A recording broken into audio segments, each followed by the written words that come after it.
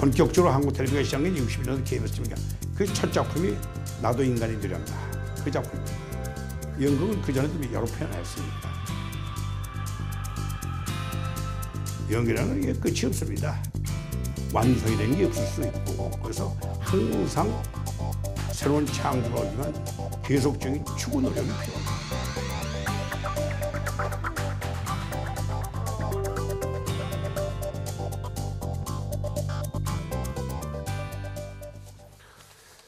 네, 서울대 출신 엘리트 연기자.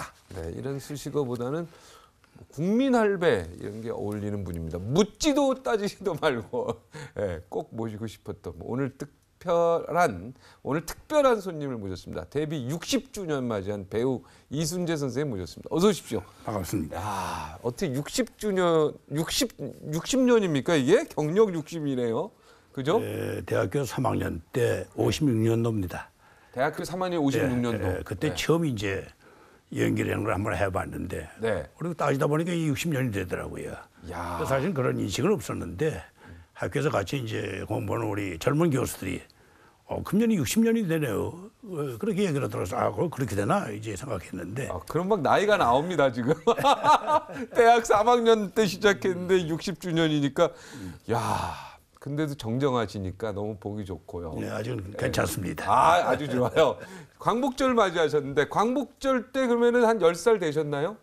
그렇게 되겠죠. 한 10살 초등학교 정도. 5학년 때 해방이 됐으니까. 야, 그때 기억 좀 얘기해 주세요. 오늘 광복절이니까. 그때는 어떻게 됐냐면 일제 말기에 제가 서울 아현초등학교를 다녔는데 아현초등학교. 일제 말기에 B19가 폭격을 한다고 일종의 총도 빼서 소개령이 나왔습니다. 네. 근데 우리 조부, 내가 조부 밑에서 성장을 했는데 조부께서 안 가셔도 될 텐데 피랑 가자 이렇게 되셔가지고 간 데가 지금 저기 가평군 설악면 신천리 그걸로 시골로 갔어요. 가서 거기 간 동안에 이제 농촌 경험 좀 했습니다.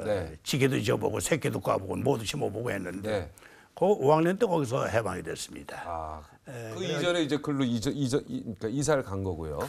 그렇죠. 그래가지고 이제 해방 후에 다시 이제 서울로 복귀를 했는데 기억이 있을 거 아닙니까? 초등학교 5학년 정도면 해방됐을 때 기억. 예, 기억이 있습니다. 태극기 막 들고 나왔습니까? 태극기가 없었죠. 그때 태극기 없었고. 태극기 없었고 그때 우리 국기가 어떻게 생겼나 그런 것도 없었고. 몰랐을 때예요. 근데 나중에 보니까 지금 구한말기 이게 이제 나오기 시작하더라고요. 그다음에 애국가는 저 올드랭 사인에 맞춰가지고 불렀고 안희태 선생이 작곡 나오기 전이니까 우리한테 알려지기 전이니까 한때 올드랭 사인에 붙여가지고 우리나라 애국가를 불렀었다고요. 그때는 애국가도 없었고 지금은 막 뛰쳐나오고 막 만세만세는 했습니까? 근데 시골이니까 꼭 그렇지는 않고 많은 장정들이 다 이미 징병징용으로 다 갔기 때문에 없어요. 동네 젊은 사람들이 별로 없었다고요.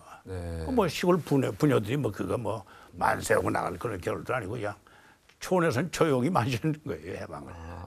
다만 내가 지금 기억나는 거는 제가 서울로 복귀하기 전에 그 우리 학교 미원초등학교 강당에서 연극을 했는데 그때 안중근 선생, 안중근 1등이 연극을 했습니다. 그게 제가 본 우리나라 말로는 첫 번째 연극이에요. 그때는 해방 이후겠네, 그럼. 해방 바로 다음이죠. 바로 다음에 안중근 의사의 연극을 했다. 그때도 그러니까 안중근 의사는 그때는 벌써 대단한 사람이었네요. 그 당시에도 45년 그때도. 그렇죠. 그래서 우리 저는 안중근 선생이 저런 양반이 계셨나 초등학교 때 그렇게 하고 참 훌륭한 대단한 분이 계셨구나 하는 생각을 했었다고요. 오늘 뭐 광복절을 맞아서 참 어떻게 보면 저는 이럴 때일수록 우리가 정말 국민이 좀 하나가 돼야 되겠다 이런 생각을 좀 해봤어요. 뭐 우리 선생님은 더 아주 감회가 좀 새로울 것 같다. 모든 사람이 다 똑같은 생각이지만 빨리 통일이 됐으면 하는 생각입니다. 원래 고향이 한북 회령입니다. 그 추운 땅. 근데 저는 이제 어떻게 여행이 조부 덕택에 4살 때 따로 떨어져서 서울 와서 조부 밑에서 자랐어요.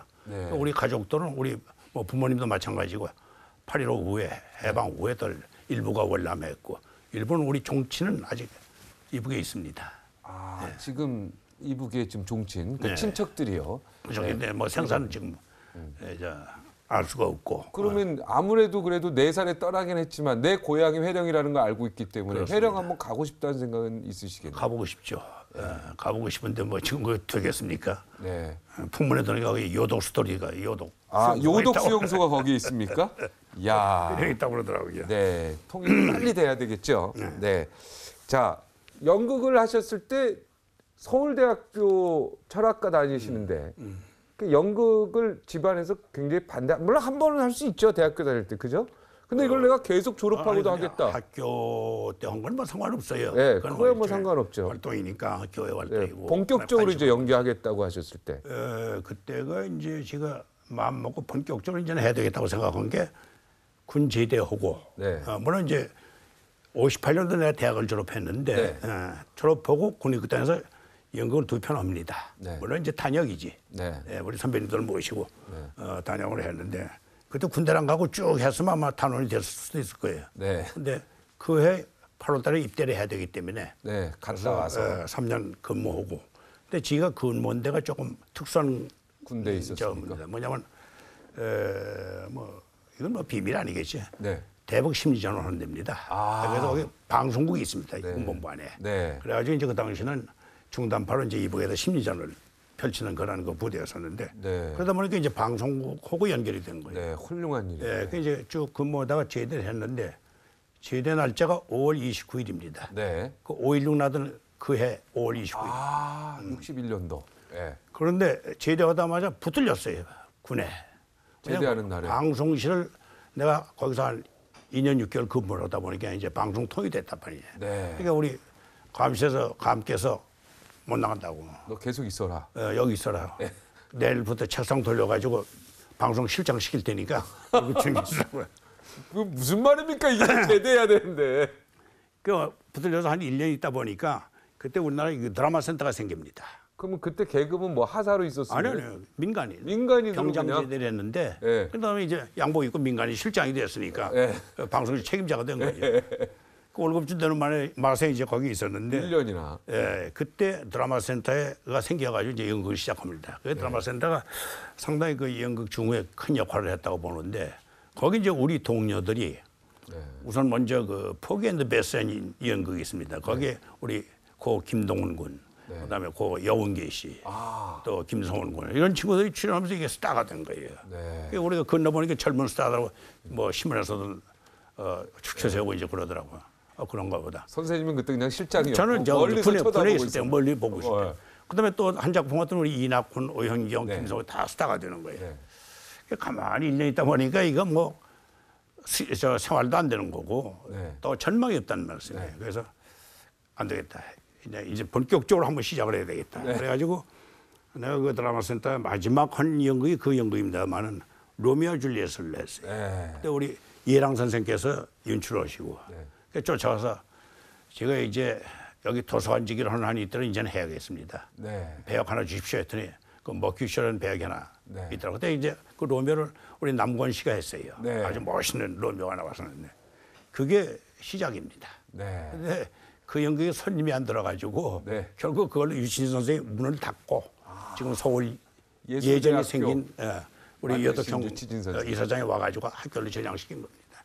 그 마지막 연극을 했는데 그때 남산에 있었죠, 여기. 남산에 있었죠. 네. 근데 그것도 사실 출연료를 주신다고 그랬단 말이에요. 네. 근데 망하니까 출연료도 없고 네. 근데 중간쯤 됐는데 누가 면회를 왔다고 그러더라고요. 근데 저희 부모들이 대전에 계셨어요. 네. 피난 내려가서. 그러더니 집에다 연락도 올 수 없고 이거 뭐 대학 졸업하고 군대 과정 갔다 왔는데 용돈을 달라고 그래요. 염치가 없더라고요. 네.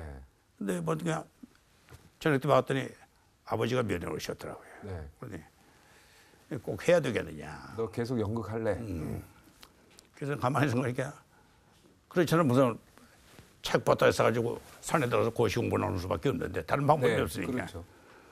이왕 시작한 건 한번 해보겠습니다. 그랬더니 한참 이렇게 보더니 에이 그래 앞으로 세상은 뭘 하든지 인류가 되면 밥이야 먹지 않겠느냐.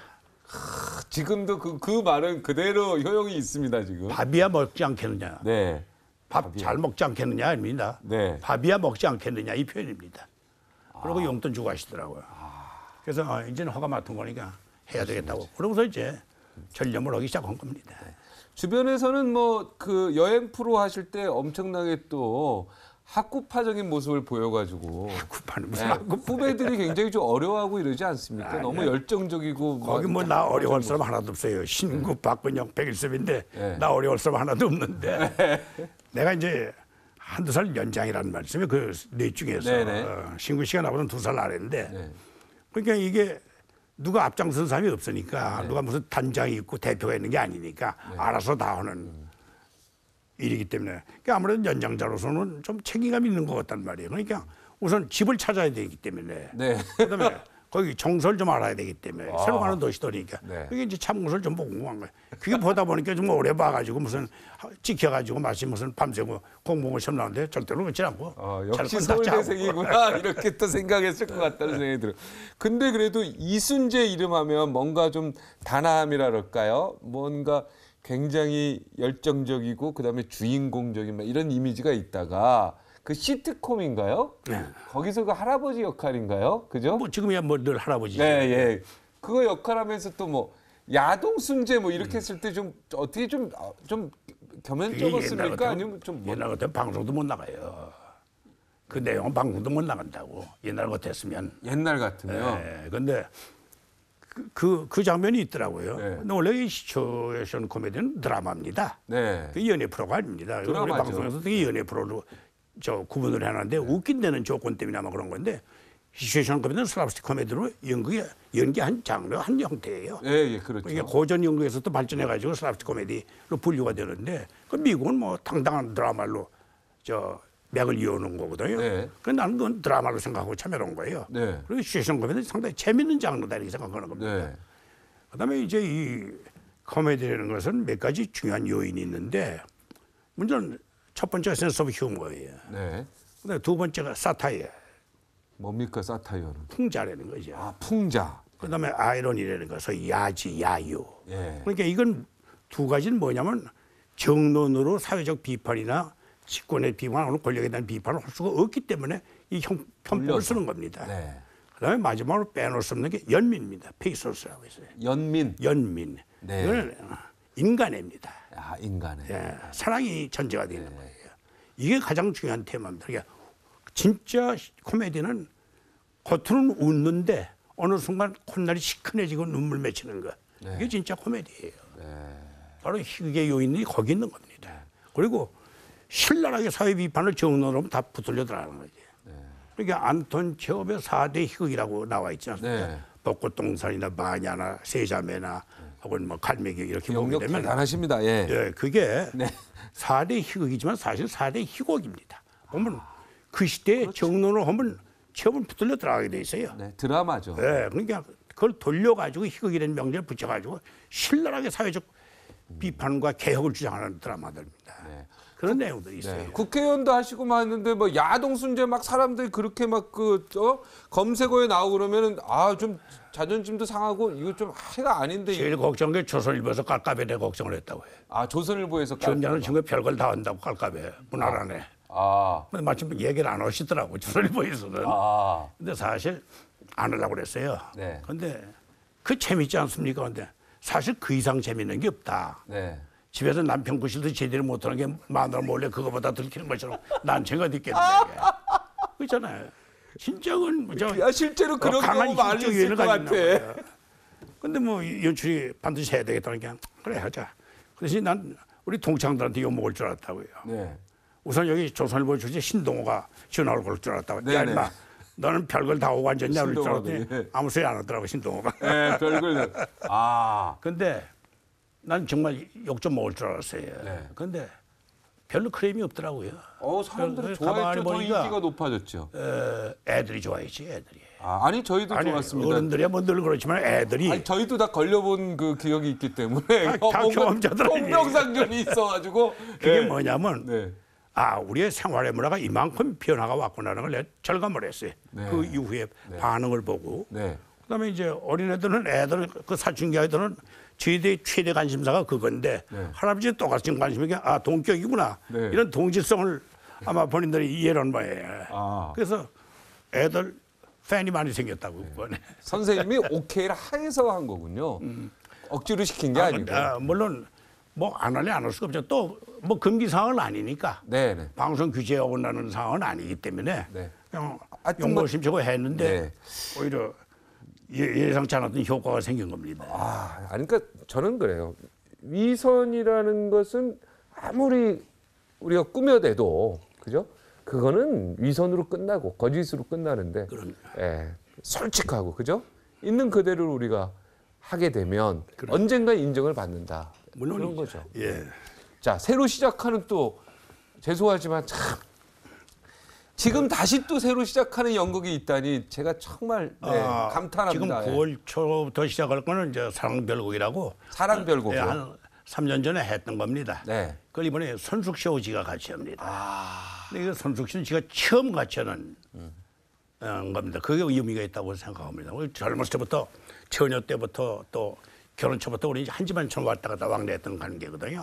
근데 공교롭게도 같이 연기할 수 있는 같은 작품에서 신을 쓴 기회가 별로 없었는데 이번에 처음 같이 오게 돼서 거기에 저로서 상당히 의미가 있다고 생각하고 지금 이제 12월 달에 소위 뭐 우리 후배 교수들이 주도이 돼가지고 60주년 기념 공연을 지금 준비하고 있는데 그걸 뭐 12월 달에 가서 할 예정으로 되어 있습니다. 오늘 박종일 라이브 쇼 와서 내가 어른으로서 이 나라의 어른으로서 좀 하고 싶은 말 좀 있으셨습니까? 글쎄 뭐 한다고 해서 될 일들은 아닌 거고 아까도 잠깐 봤더니 뭐 흑수전론 나오고 헬조선론 나오더라고요. 왜 이렇게 되느냐 하는 생각이 듭니다. 왜냐하면 우리는 거의 80%가 헬조선 흑수저 시절이었단 말이에요. 근데 지금은 보면 그렇지 않은데 우리 학교에서 애들 학생들 이렇게 보게 되면 뭐 세 끼 밥 잘 먹고 나와서 열심히들 공부들 하고 앉았는데 왜 그런 비관론이 대두하게 되느냐. 이건 뭔가 사회 일반적으로 리더십을 가진 사람들이 어떤 희망의 메시지를 전달하지 못하는 데 있는 거 아닌가. 정치인들이 야, 뭔가 좀 멋있구나. 뭐 근사하구나. 야, 기대가 되는구나. 이런 상황이 될 때 이게 지금 형성이 안 되는 거 아닌가. 이런 하나의 분위기. 그다음에 또 하나 물론 경쟁이 치열해졌죠. 인구도 많아지고 그랬으니까. 근데 과거도 흑수저에서 금수저 된 사람들이 많이 있다. 금수저가 하루아침에 흑수저 된 사람도 있고. 그럼 뭐 근데 문제는 뭐냐면 내가 지금 나와 있는 내가 태어난 조건이 의미가 뭔가 이게 난 필요하다고 생각해요. 우리 젊은 친구들한테 하는 얘기인데 내가 왜 이 세상에 나왔는가? 그럼 난 나와서 뭘 할 것인가? 근데 출생하는 조건은 다 다르다 이거예요. 그럼 거기에 집착해가지고 거기에 함몰되어가지고 자기 자신을 상실해버릴 것이냐? 아니면 이게 나한테 어떤 특별한 의미가 있는 거구나. 이걸 딛고 일어서려는 하나의 명제가 나한테 있는 거구나. 이걸 뚫고 넘어가자 하는 의지가 있으면 뭔가 또 다른 발견과 발전이 되지 않겠는가 이런 얘기입니다. 고난이 선물이죠. 그래서 스스로 자기 자신의 존재 이유를 나는 설정할 필요가 없다고 생각하는 거예요. 그렇잖아요. 모든 사람들이 다 인간에게 능력을 가지고 있는데 나라고 해서 소모품으로 쓰레기로 나온 건 아니다 이거예요. 그럼 나한테 뭐가 의미가 있을 거다. 뭐 신앙적으로 종교적으로 얘기하는 게 아니라 일반적으로. 그럼요. 의미가 있죠. 그럼 내 의미가 뭐냐. 이걸 찾아서 이루어내는 것이 인생 아니냐는 얘기예요. 어머니 뱃속에서요. 이미 벌써 어머니 뱃속에서 제가 정자로서 어머니 난자를 만날 때 3억 분의 1이었어요. 2억 분의 1인 줄 알았더니 요즘에 다시 공부하니까 3억 분의 1이에요. 보통 선택이 아니라는 말이에요. 그러니까요. 엄청난 존재로 태어나는 거거든요. 우리 직종도 마찬가지입니다. 우리 직종도 이게 시작의 차이가 있어요. 제일 처음에 용모 단정하고 멋있게 잘생긴 사람들. 물론 요즘 우리 후배들처럼 이렇게 엄청난 수익의 격차가 생긴 건 아니고 우리 때는 다 흑수저로 시작했어요. 이 직종은 경제적으로도 흑수저고 사회적 인식도 흑수저예요. 지금도 흑수저입니다. 단단하니까. 근데 지금 또 괜찮아. 우리 좀 괜찮은가요? 어려운 사람은 어려워요. 격차가 심해졌지. 양극화가 심해졌어요. 근데 그럼에도 불구하고 왜 선택을 했느냐는 건 하나의 예술적 가치관 때문에 시작을 한 거란 말이에요. 그러니까 흑수저를 감안하고 시작한 겁니다. 그러나 그럼에도 불구하고 꾸준히 노력해서 개발하고 연구하고 분투한 친구들은 올라가고 그냥 거기 아니라는 사람은 차이가 생기는 거예요. 예를 들어서 우리가 한때는 지금 뭐 방송국에서 자유계약에서 이제 출연을 받지만 과거에는 1년에 한 차례씩 우리 협회가 노조가 생기기 전이니까 방송국 사례 협상을 합니다. 1년에 베이스를 얼마를 올리는 공동 협상이죠. 그다음에 누구를 사정해서 그레이드를 올려주는 네, 이 협상하는데 믿은 거. 예. 이게 한 A급, 5년 B급. 차니까 같은 동기세인데 격차가 생기는 거예요. 네. 그럼 이 친구가 이제 알피를 하는 거예요. 저 친구는 왜 나하고 동기인데 왜 나는 이것밖에 안 줘? 그 우리가 이따가 야, 저 친구는 대사 50마디 에너지를 한 번도 안 내지 않냐? 네. 너는 대사 10마디 5번 에너지 안 나냐? 어떻게 물건이 같으냐 이게? 네. 그러면 너도 50마디 에너지 안 내도록 노력을 해라 이거지. 막 가만히 앉아가지고 텔레비 한 두 번 나가지고 그게 다 된 거냐 앉았으면 그걸 안 되죠. 지금 수백 명의 남녀 주인공들이 지나가버렸어요. 시청자들이 알지도 못하는 수백 명의 당시 지나갔죠. 남녀 주인공들이 지나가 버렸다고요. 지나갔죠. 그다음에 또 바닥에서부터 시작해가지고 정상에 올라간 사람들이 있습니다. 대표적으로 우리 신구 같은 사람들. 네. 이 사람 출발이 그렇게 빠른 사람이 아니에요. 늦게 시작했지만 다지고 올라가서 오늘 신구가 됐습니다. 80년대 언론 TV에 갔다가 보니까 KBS 톱이더라고요. 이게 우리 분야도 마찬가지예요. 다른 분야도 마찬가지예요. 노력하고 뭔가 의지를 가지고 그 목표를 달성하기 위해서 최선의 노력을 다하고 모든 인고를 극복해내는 조건가에서 이루어지는 거지. 그저 어디서 거저 떨어지는 거. 거저 떨어지는 건 앞으로도 없어요. 네. 청년들이여 우리 이순재 아니, 선생님의 말씀을 네, 기억하시기 자기 바랍니다. 자신의 존재에 대한 가치관을 존중하고 네. 나는 뭐든지 이뤄낼 수 있다는 자부심을 가지고 노력하면 안 될 게 뭐 있어요. 사람인데. 강복절 이슈하고 딱 맞는 것. 난 할 수 있다. 존재의 가치관부터 다시 세워라. 그리고 노력하라. 그럼 된다. 그리고 고난은 선물이다. 네, 여기까지 전달하겠습니다. 오늘 고맙습니다. 감사합니다.